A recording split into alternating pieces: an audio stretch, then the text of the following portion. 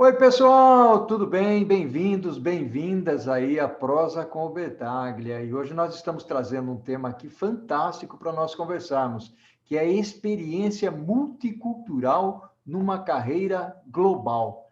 Que legal esse tema. E é de conhecimento de todos que trabalhar numa empresa multinacional equivale a múltiplas oportunidades. Eu já estive pelo menos em 5 empresas multinacionais. Muito bacana isso. E uma das melhores coisas é a oportunidade de viver num ambiente multicultural. A necessidade de profissionais e de equipes multiculturais tem sido cada vez mais comum e estimulada pelas empresas. O objetivo é a construção de ambientes, olha que legal, de ambientes criativos e inovadores, com o intuito de responder a um contexto cada vez mais desafiador e em constante transformação. As questões de liderança, cultura, idioma, convivência e aprendizagem vêm à tona e compõem uma simbiose com os anseios, as carreiras e, por que não, o lado social envolvendo a família. E para refletir e prosear comigo sobre esse tema, eu vou trazer uma pessoa extremamente experiente no assunto. É o meu privilégio aqui trazer a Luciana Lacerda. Oi, Luciana, que legal, que bacana tê-la presente aqui na Prosa com o Bertaglia, para nós conversarmos sobre esse tema que é fantástico, Luciana. Seja bem-vinda à Prosa com o Bertaglia, Luciana. Oi, Paulo, muito obrigada. É uma grande honra, um grande prazer, primeiramente pela alegria de revê-lo, né? Depois de longos anos trabalhando juntos, a gente tem uma oportunidade de prosear, né? Com qualidade de tempo, né? Que às vezes, quando a gente está no ambiente corporativo, a gente nem tem essa qualidade de tempo para prosear. Então, é um grande prazer estar aqui, né? Gostei muito da forma como você abriu o tema, porque ela conecta extremamente com a semana que nós estamos vivendo, né? Então, existe uma perspectiva nesse movimento de trabalho global, com diferentes perspectivas culturais, que é a crença e a certeza que as empresas têm hoje do benefício da inclusão e diversidade. E nós estamos na semana em que a gente celebra mundialmente, né, o Dia Internacional da Mulher, né, e existe uma visão de que como é que essa inclusão, seja de gênero, seja de raça, seja de culturas, seja, né, de todos os tipos, possa trazer de benefício aos negócios, né? Então, eu assim, gosto de compartilhar que essa é a minha segunda experiência, né? Vivendo no Brasil, trabalhando do Brasil, né? E trabalhando para diferentes países. Então, eu tive uma primeira experiência, há cerca de 9 anos atrás, trabalhando para a América Latina, e foi bastante interessante, porque a primeira reação que você tem, quando você pensa, eu vou liderar mais 30 países aí na América Latina, incluindo o Caribe, etc., que nós somos todos muito parecidos, porque afinal de contas nós somos todos latinos, o espanhol e o português ali muito próximos, né? Mas rapidamente você entende que as diferenças culturais são muito acentuadas e elas são muito decisivas em você ter sucesso ou não, né? Então, entender como que você trata, quer seja você esteja tratando com o cliente, quer seja você esteja tratando dentro de casa, né?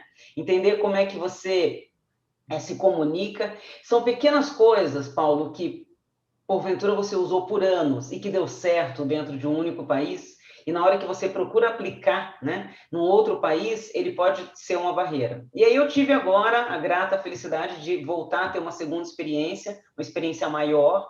Então, é minha responsabilidade hoje na HPE, que é de onde vem aí o nosso grande enlace de amizade, né?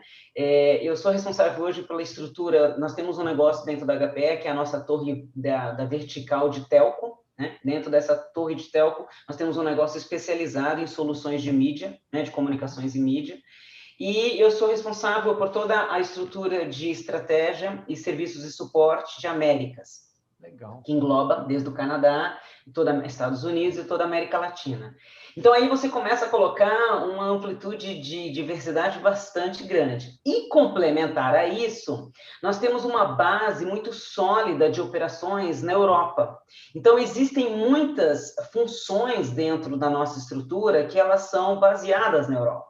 Então, nós estamos falando que eu lido no meu dia a dia, é impossível passar um dia sem que eu fale com uma pessoa do Canadá, sem que eu fale com uma pessoa dos Estados Unidos, da América Latina com certeza, e da Europa. Nós estamos falando aí de uma pluralidade cultural absurda, né? Então, a gente até tem ferramentas hoje que te apoiam, né? Existem ferramentas onde você coloca um determinado país e ele vai te trazer os componentes culturais daquele país, né? Ele vai trazer como que você um exemplo muito simples que eu posso te dar é se a gente estiver conversando com um cliente brasileiro, quanto mais direto, quanto mais transparente você for, e se você tiver que dizer um não. Então, a maneira como você vai usar uma determinada ferramenta de comunicação aqui, esquece, ela não funciona em outro país, né? Então, tem sido uma experiência extraordinária, né? Foi uma decisão minha, eu tinha a possibilidade de me relocar, eu tomei a decisão de não me relocar, por questões de ordem pessoal, e tem sido muito interessante, né? Eu aprendi em 2 anos a velocidade do que talvez eu levaria anos estudando e aprendendo por conviver com essas culturas, né? Eu entendi claramente como que as engrenagens das instituições funcionam. Então, hoje, quando a gente lê uma reportagem, a gente escuta um episódio que está acontecendo em um desses países, o meu olhar ele é diferente, porque eu entendo um pouco mais como que funcionam as instituições americanas, como que é a cabeça do americano, como que é a polarização política que a gente antes não conhecia, e isso, obviamente, replicado para todos os países, né? Então, tem sido uma experiência extraordinária, eu sinto que é como se eu estivesse no meu 9º emprego dentro da HP, eu tive diversas funções aqui dentro, mas na hora que você se lança para uma experiência internacional, é como se eu tivesse mais uma oportunidade dentro de outra companhia, né? Luciana, que fantástica essa narração que você está fazendo aí. Você sabe que tem vindo algumas pessoas aqui falar sobre liderança, dessas experiências. O Marcos Blumer, que mora na Alemanha, ele veio aqui, falou sobre carreira internacional. Nós vamos ter aqui também o Ricardo Neves, não sei se você conhece o Ricardo Neves, que recentemente passou a ser o presidente aí da Everest, quando ele pensou que ele já tinha parado, pendurado a chuteira, pronto, foi escolhido para ser o CEO da Everest. E esse papel virtual. A minha questão aqui para você é a seguinte: primeiro, como é que o brasileiro é visto nessa cadeira, né? Porque, na realidade, você está sentado... Primeiro, tem uma situação de que o mundo é virtual, você está liderando daqui, está se relacionando com pessoas ao redor aí, ou pelo menos numa grande quantidade de países, né? E como é que o americano, o europeu, aceita o brasileiro na posição que você está? Porque você falou daí da pluralidade de culturas, né? Não é fácil lidar com isso, logicamente, eu te conheço bem, te admiro, você tem uma facilidade muito grande de liderar pessoas, de conversar com pessoas, de se comunicar, mas você deve perceber algumas coisas nas entrelinhas também, né? Sem dúvida. Tem 2 variações para o que você acabou de me perguntar.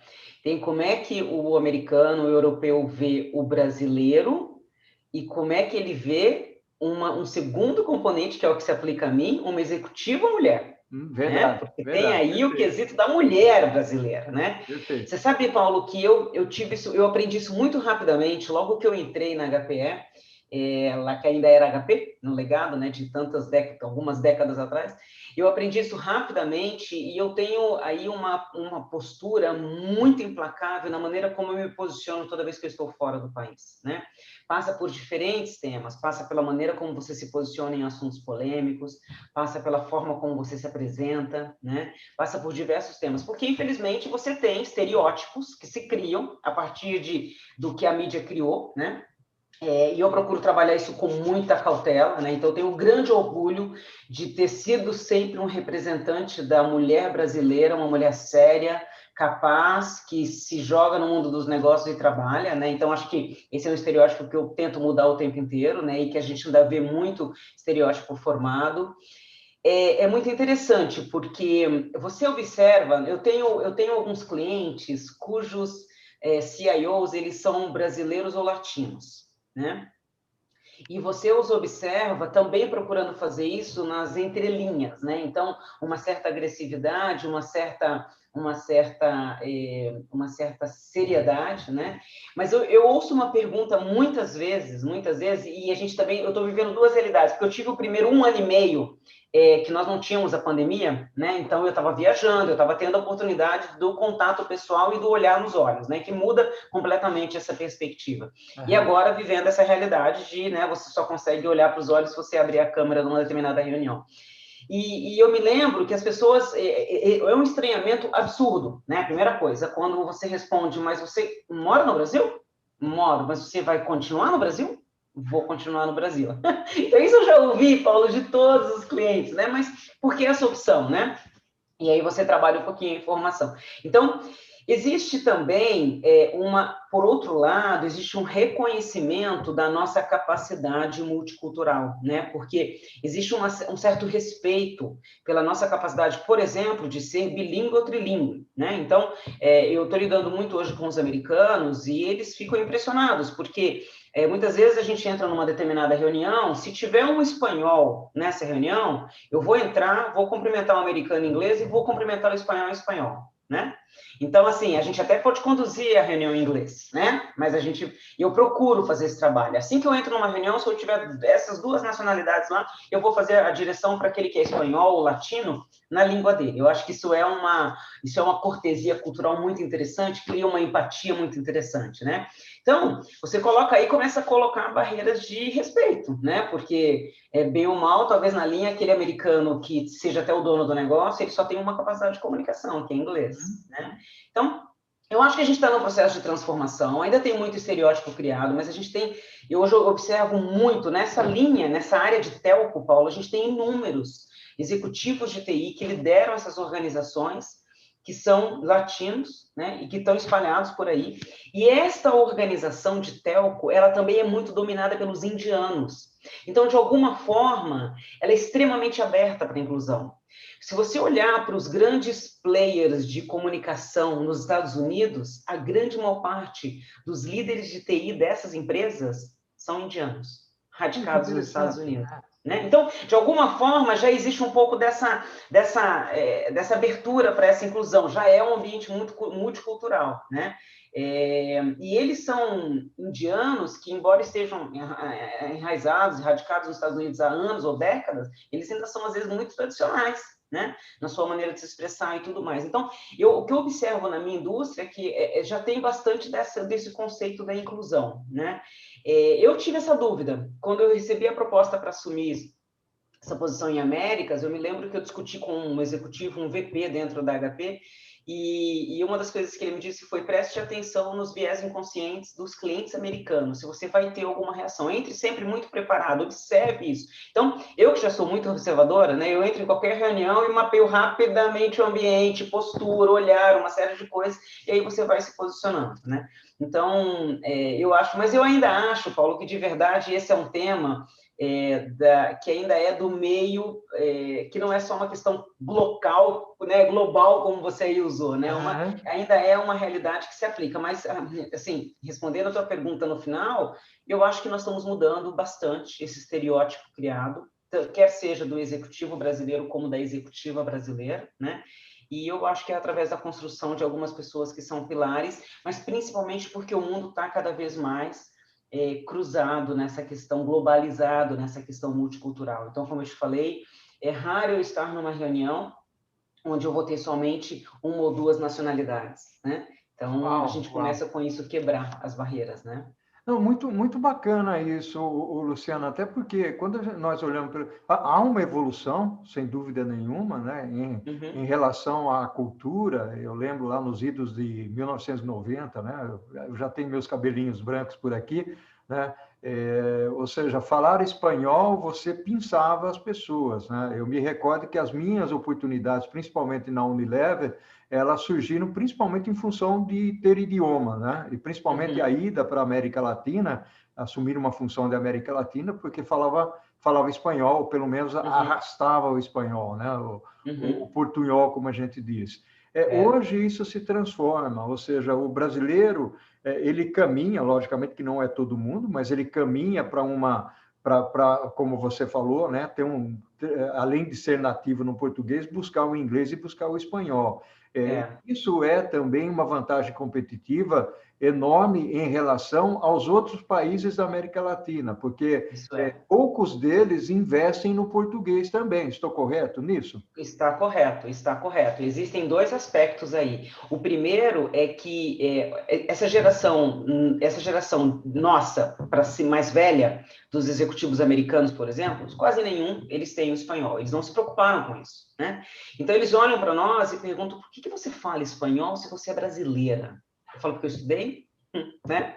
Simples assim, porque eu estudei, né? Porque ele está esperando uma resposta porque eu morei tantos anos no México, qualquer coisa do jeito. Não, porque eu estudei, porque eu decidi investir também no espanhol, né? E os filhos, a geração que está vindo, toda já tem a preocupação de aprender espanhol. Então, já tem esse olhar, né, que é um diferencial. E tem um fator muito interessante aí, que é uma questão neurolinguística, que é a facilidade do brasileiro de aprender espanhol, que não é reversa, Quando você quando você conversa com um latino ou com um espanhol nato, ele não tem a mesma facilidade de aprender o português como nós temos com o espanhol. Então, isso é uma tremenda vantagem para nós, né? Eu, quando vou dar depoimento, né, escola que minha filha estuda tem um programa de capacitação para jovens e pede para que os pais dêem depoimento sobre carreira, ou quando eu faço as mentorias, eu faço muita mentoria, é a primeira coisa que eu falo para o jovem: acelera na questão das línguas, não tenha só inglês, não é suficiente, vai ser um diferencial, e a gente rapidamente salta no espanhol, então aproveita esse benefício que nós temos, né? Eu aprendi espanhol muito facilmente, né? E uma coisa que eu acho que é muito fácil é que você pode sair do que eles falam, né, do portunhol. Você pode sair dele muito rapidamente. Eu falo realmente espanhol, eu não falo portunhol, né?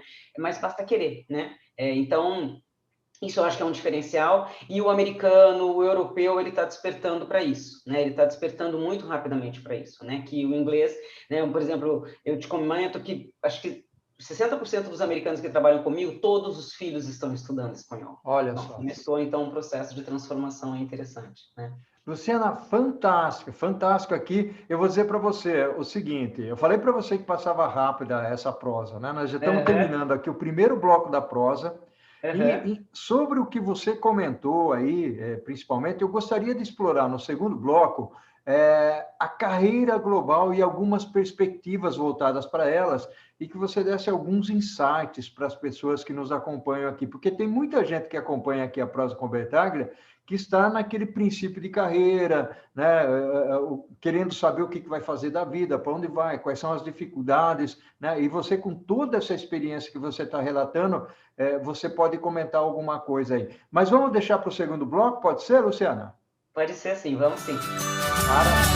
Oi, Luciana! Fantástica aqui a nossa prosa. Que orgulho, que honra tê-la aqui, participando da Prosa com o Bertaglia, e a gente conversar sobre esse assunto de temas multiculturais, de carreira global. Aliás, por falar em carreira global, Luciana, traz aqui para a gente alguns insights, algumas perspectivas, principalmente das diferenças culturais aí que você tem sentido, né? Porque tem outro aspecto também, né, Luciana? Esse negócio de organização matricial, liderança compartilhada. Vamos navegar um pouco nesses pontos aí que eu acabei de comentar? Vamos sim, Paulo. Eu acho que esse é um grande desafio hoje, né? Então, a organização matricial, que ela é uma presente em muitas organizações globais, né? Ele é muito interessante porque ela está com um fator acelerador dessa questão global e multicultural, né? Porque mesmo se eu estivesse numa posição local, como eu estive em várias das minhas fases na HP, eu estaria reportando para talvez algum líder global, algum líder fora do país, atendendo um país. Então, por exemplo, te compartilho que eu fiquei 6 anos aqui responsável pela liderança de delivery no Brasil. Todos os meus clientes eram brasileiros, né? Todos os meus chefes e pares da minha organização, eles eram de fora, porque era uma organização matricial, e eu tinha o meu cliente interno, que era todo o negócio dentro da HPE, né? E aí é uma coisa muito interessante, porque o que eu observei, né? Quando você entrava numa determinada discussão de negócio ou falando de uma situação de entrega, facilmente você, numa organização matricial, usa a força do título, do cargo, né? Então, eu vou lá e declaro para o meu cliente nos Estados Unidos, não, porque eu vou trazer o meu VP para conversar com você, né? E isso dá um aporte de responsabilidade, de posicionamento daquela conta dentro da companhia, né? Você ganha um aliado tremendo. Quantas vezes eu não pude fazer isso no Brasil? Porque talvez o meu cliente não tinha a capacidade de fluir em inglês. Então, de pouco lhe adiantava a presença de um VP, né? Então, as organizações matriciais, eu particularmente tenho muita facilidade em trabalhar com elas, né? Porque eu acho, mas elas requerem um nível de inteligência emocional e de saber jogar com os diversos fatores, porque você tem fatalmente numa organização matricial demandas diferentes para o mesmo tema, né? Você tem diversos pares que estão jogando nessa matriz, que eles têm suas demandas e seus objetivos não necessariamente amarrados, e você, na verdade, acaba fazendo, né? Você alinhava isso, né? Essa é a sua figura, você alinhava, né? Então, é um desafio, você tem que saber trabalhar muito bem, e numa organização global, por exemplo, hoje, eu tenho uma organização matricial muito interessante, porque eu tenho a base dos clientes, que estão espalhados por toda a América. Eu tenho uma liderança direta de negócio, que ela é americana, uma liderança indireta de função interna, que ela é europeia, né, da Europa. Então, você se observa os estilos de conduzir as coisas, a maneira. Então, quando você está no meio de uma negociação, na mesma conversa, na mesma reunião, você tem que usar completamente dois modelos de negociação, dois modelos. Então, eu acho que ela é bastante complexa, mas ela é enriquecedora como profissional tremendamente. Então, o que eu tenho falado para muita gente que está começando a colocar o pé nessa carreira, né? Então, primeiro que você precisa ter o claro entendimento de qual que é a visão, qual que é o viés que aquela pessoa vem, para que você jogue, por exemplo, num diálogo, numa negociação, com esses fatores culturais, né? O segundo é que você precisa entender claramente quais são as demandas e qual que é o viés de negócio que aquela figura que está na mesa ali com você tem, né? Então, qual que é o interesse que ele tem, qual que é a demanda que ele está sofrendo, né, de uma determinada objetivo, de um determinado objetivo que ele tem. Então, esse entendimento, Paulo, não dá para entrar fechado. Se a gente entrar um pouquinho ignorante e sentar à mesa com o cliente no Brasil, na base de um posicionamento honesto, correto, de um posicionamento transparente, de um diálogo bastante aberto, você consegue navegar. Não necessariamente esses fatores são suficientes quando você está lidando com multicultura.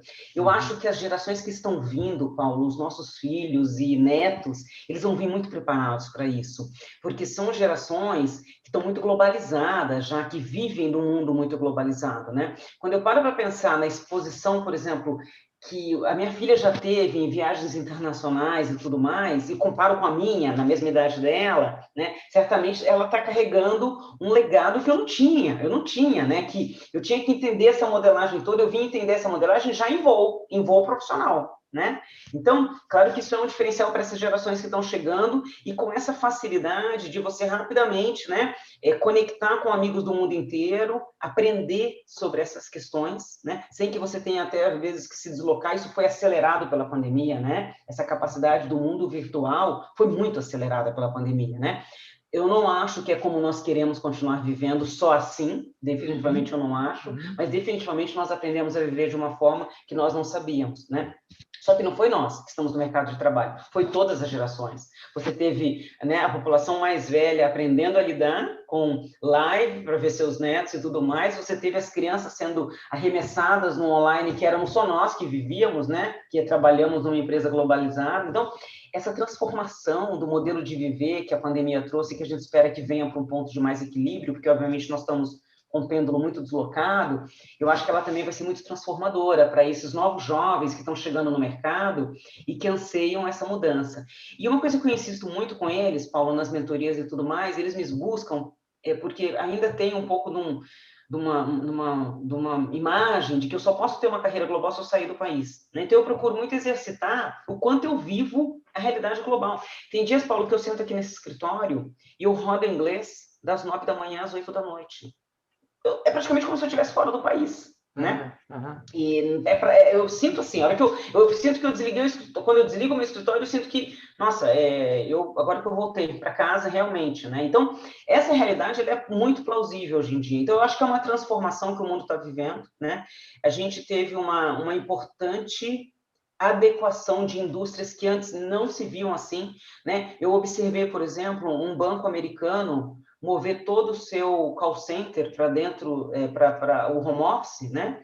E era uma política que nem se aceitava colocar na mesa para discussão, e agora eles acham que talvez nem precise voltar. Então, tem uma transformação que vai vir pós esse processo, né, de pandemia, mas que eu acho que as gerações que estão chegando e que querem ouvir esses insights vão aprender a fazer isso muito mais rápido, e elas têm que aprender que isso pode ser potencializado, você pode viver a experiência, né, de viver uma experiência global, de trabalhar com multiculturas, sem que necessariamente você tenha que se locomover, né? Então, acho que isso é uma transformação importante, né? Fantástico, Luciana. Você tocou em alguns pontos aí, inclusive tem um dos pontos do mundo virtual, quando você começou a falar. Eu me recordo que a HP foi uma das primeiras empresas no mundo que tinha o conceito do home office, né? Ou seja, a gente ficava em casa e se comunicava com a chefia ou com líderes do mundo todo a partir da sua casa. Logicamente, nós não enxergávamos a pessoa do outro lado, era muito mais telefone e tal, mas era uma iniciativa que já existia e que hoje evolui. E tem uma frase que eu gosto de usar, Luciana, que é o seguinte: embora nós estejamos vivendo no mundo virtual, o líder é virtual, mas ele não é invisível, né? Ou seja, ele tem que estar presente, né? Essa presença do líder, né, que é o que você, e, aliás, você frisou muito bem isso, ou seja, você pode ter uma carreira multicultural e global sem sair do país, né?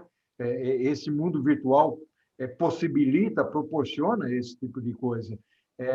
E essa característica da liderança, né, de ser empática, que você tem uma característica normal, né, de empatia, até pelo sorriso, de se comunicar com facilidade. Mas aí, Luciana, quais seriam, basicamente, os conselhos que você daria, por exemplo, para as pessoas? Porque tem todo aquele esquema de soft skill, inteligência emocional, né, de relacionamento, empatia, rapport, comunicação. Quer dizer, tem um joguinho, uma sopinha de palavras aí que são importantes. Como é que você enxerga isso? Quais são as dicas, Luciano? Eu acho, Paulo, que tem determinados valores que eles estão perenes, independente de onde é que você está, né? Então, algumas características que me definiram como profissional, e que algumas delas você conhece bem, porque a gente teve a felicidade de trabalhar juntos por um tempo. Então, assim, eu estabeleço muito rapidamente expectativas, uma relação de confiança, né? Então, eu deixo muito claro o que se pode esperar. Então, existem determinados fatores de caráter emocional, como você está dizendo, de inteligência emocional, que eles não mudam, não importa onde você esteja operando, né? Então, a certeza de que existe transparência, a certeza de que existe compromisso, a certeza de que na incapacidade de atender um compromisso, eu vou dar visibilidade rapidamente. Essas coisas eu acho que elas cruzam qualquer organização. Então, são as primeiras coisas que eu procuro fazer, né? Criar esse raporte de confiança, de transparência, que acho que são valores muito básicos e de um poder absurdo, né? O segundo fator que eu acho que a gente aprendeu a viver também um pouco, porque o home office, como você acabou de descrever, nós tínhamos essa característica do home office, mas ele tinha muito um viés do adicional, né? Eu também posso trabalhar no home office, né? A HPE também me permite trabalhar no home office, a minha empresa também me permite trabalhar no home office, com um fator extremamente engajador do funcionário de flexibilidade, né? Então, extremamente engajador para qualquer profissional, seja ele do sexo masculino ou feminino, né? Porque eu sou mãe que eu preciso de mais flexibilidade. Nós temos inúmeros pais hoje que precisam de tanta flexibilidade, muitos pais que cuidam sozinhos dos seus filhos e vice-versa. Então, esse fator que antes ele era um fator de engajamento, de motivação, um diferencial em benefício, ele virou o que a gente aprendeu a fazer no último ano, né? E aí, como é o ciclo do ser humano, a gente passou por um processo de evolução, né? É isso que nos diferencia, né? Então, a gente rapidamente evolui. E aí nós percebemos que a ausência completa do olhar nos olhos, de poder interagir, ela não era mais sustentável. Porque uma coisa é eu poder me deslocar, vou lá, participo de uma reunião, volto, fico aqui um mês em home office e volto de novo para lá, quer dizer, eu tenho essa interação. Então, essa aceleração que houve de usar as ferramentas de gravação de vídeo, ela foi muito importante para criar essa empatia, né? Na hora que eu tenho que entrar num diálogo difícil, seja com o cliente, seja com um colega, com um funcionário, ou mesmo com o meu líder, na hora que eu estou olhando para os olhos, eu estou vendo as reações, eu estou vendo, né, que tipo de impacto que eu estou causando na pessoa. Então, linguagem corporal, né? Linguagem corporal, exatamente. Então, isso foi algo muito, que ficou muito claro, e é interessante isso, Paulo, porque eu vejo, por exemplo, o americano muito forte com isso, né? Muito preocupado com criar essa conexão, que então, né, uma imagem que talvez, eles são mais, né, mais frios, não, eu vejo eles muito preocupados com criar, em olhar nos olhos, e uma coisa muito interessante, porque a gente já conseguiu criar uma dinâmica de repente, você entra numa reunião, você está com um olhar um pouco mais abatido, alguém te dá um acesso ali num chat privado, tá tudo bem contigo? Seu olhar tá um pouco abatido, você tá mais calada hoje, né? Quem é que ia saber isso antes se a gente estivesse só ali no Skype, né? No telefone, né? Você ia projetar a sua voz e, né? Projeção de voz, às vezes, não necessariamente conta tudo. Então, eu acho que isso é uma transformação muito importante que a gente está vivendo do home office, né? E eu acredito que a gente não vai voltar para onde a gente estava, a gente não vai ficar onde a gente está. Eu acho que a gente vai ter uma segunda, uma terceira onda, que é que a gente vai aprender a usar isso melhor, com um pouco mais de equilíbrio, né? Eu não acredito que seja saudável e sustentável essa agressividade de home office que a gente está tendo que viver hoje, por uma condição muito sem precedentes. Então, eu acho que esse balanço ele vai vir com um nível de aprendizado muito interessante, né? E é uma coisa interessante porque você coloca para refletir. Eu te conto, por exemplo, que outro dia eu conversando com a minha filha, eu falei, por que é importante você abrir a câmera no meio da aula? Para que o professor tenha certeza que você está interagindo e que você está participando.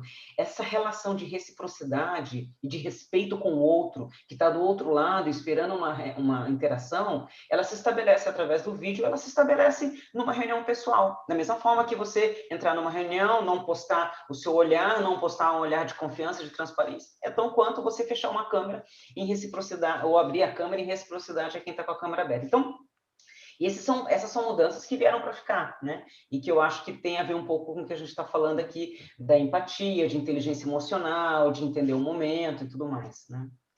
Fantástico, Luciano. Aliás, você me colocou numa situação aqui que é a seguinte: eu dou aulas, né? E a coisa mais emblemática e triste na aula é quando você está falando aqui no Zoom, né? E a pessoa do outro lado desliga o microfone e desliga a câmera. Então, você não sabe, né? Se essa pessoa está dormindo. Aliás, você nem sabe se ela está ali, né? Esse que é um detalhe interessante. Luciana, olha, a nossa prosa aqui passou voando, né? E eu queria saber se você tem uma mensagem de 30 segundos para deixar aí para o pessoal que nos acompanha aqui na Prosa com Betânia. Sem dúvida, Paulo, foi ótimo e breve, ótimo e muito curta, né? Mas, enfim, eu acho que eu queria despertar aí tanto, né? A gente está falando de uma semana que fala um pouquinho da inclusão, né? Então, eu queria fazer um despertar para todo mundo do quanto a oportunidade de trabalhar com diversas culturas nos faz entender a perspectiva do outro, né? Isso é sensacional, porque eu passo a entender que uma determinada reação que para mim podia ser inaceitável, ela não é inaceitável, ela é culturalmente diferente da minha, mas ela é tão válida quanto, porque ela é associada àquilo que, né, foi construído naquela cultura, daquele povo, daquele país, né? A importância de você realmente ter capacidade adequada de se comunicar numa segunda língua, numa terceira língua, na língua que lhe é necessário, porque isso vai te abrir portas, né? Então, eu acho que isso é algo que os jovens precisam entender, que eles estão numa corrida muito mais forte que nós estivemos, porque se era um diferencial ter inglês há 30 anos atrás e o espanhol há 20, agora é meio que básico, né? Então, para onde é que você quer chegar? Então, eu acho que a mensagem é da gente fazer essa reflexão do bonito que é você viver e experimentar uma relação multicultural, né? De você entender os povos e suas crenças e seus valores a partir dessa relação, né? Isso é um grande pilar de construção de inclusão e diversidade, né? E que a gente precisa muito disso no mundo, a gente precisa de empatia, Paulo. A gente precisa que cada um de nós consiga colocar o sapato dos outros e entender que isso aí não é com você, isso é com ele mesmo, com os seus valores, com as suas crenças, e é por isso que ele reage assim, é por isso que ele se posiciona assim. Então, acho que essa é a mensagem, né? Eu recomendo a todo mundo que tiver uma oportunidade, que a agarre de ter uma experiência multicultural, não importa se é um país, 10 países ou um continente, né? E quem não tem, é que procure ter, que procure viver de alguma forma. Tem tantas ferramentas para isso hoje. Simplesmente o fato de você se matricular numa universidade e atender uma aula online com talvez 5 culturas diferentes, com 5 povos diferentes ali, já vai te dar essa experiência, né? Dos posicionamentos e tudo mais. Então, acho que essa seria a minha mensagem final aí, da experiência muito grata que eu tenho vivido aqui dentro da HPA. Maravilha, que bacana, Luciana. Admiração profunda por você. Um abraço virtual, Um né? abraço, Paulo. Grande prazer estar aqui contigo. Ao infinito e além, né? No Nós somos infinito as e além. nossas escolhas, né, Luciana? Absolutamente, absolutamente. Felicidades, gratidão enorme para você, tá bom? Imagine, eu que te agradeço pela oportunidade, foi um prazer, uma delícia estar aqui contigo. Um grande abraço, Paulo. Um Fique bem. abração. Tchau, tchau. Tchau. Legal.